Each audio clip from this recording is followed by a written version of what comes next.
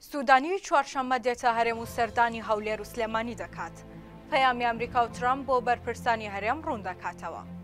بڕیارە ڕۆژی چوارشەممە محەممەد شیع سودانی سەرۆکوەزیرانی عێراق سەردانی هەرێم بکات بە پێی زانیاریەکان سودانی سەردانی هەولێر و سلێمانیش دەکات و لەگەڵ بەرپرسانی هەرێم هەریەکە لە سەرۆکی هەرێم و حکوومەت و قوبات تاڵەبانی و بافڵ تاڵەبانیش کۆ دەبێتەوە. ئەمە لە کاتێکدایە کە دوێنێ سودانی بە تەلەفۆن قسەی لەگەڵ دۆناڵد ترامپ سەرۆکی هەڵبژێردراوی ئەمریکا کردو و باسییان لە پەیوەندیەکانی نێوان ئەمریکا و عێراق کردووە.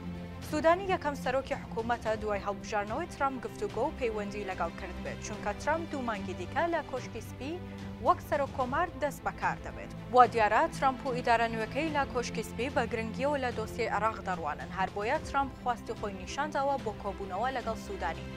بەپێی ڕاگەیەندراوی نووسینگەی سودانی ترامپ باسی لەوەش کردووە کە دەبێت پەیوەندیەکانی ئەمریکا و عێراق لە پەیوەندی ئەمنیەوە بگۆڕدرێت بۆ پەیوەندیەکی باشتر، بۆیە سودانیش بڕیارە سەردانی ئەمریکا بکات.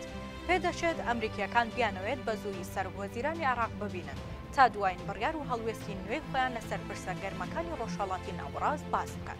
سودانیش پێش سەردانەکەی ئەمریکا دەیەوێت چەند پرسێک لەگەڵ بەرپرسانی هەرێم تاوتوێ بکات.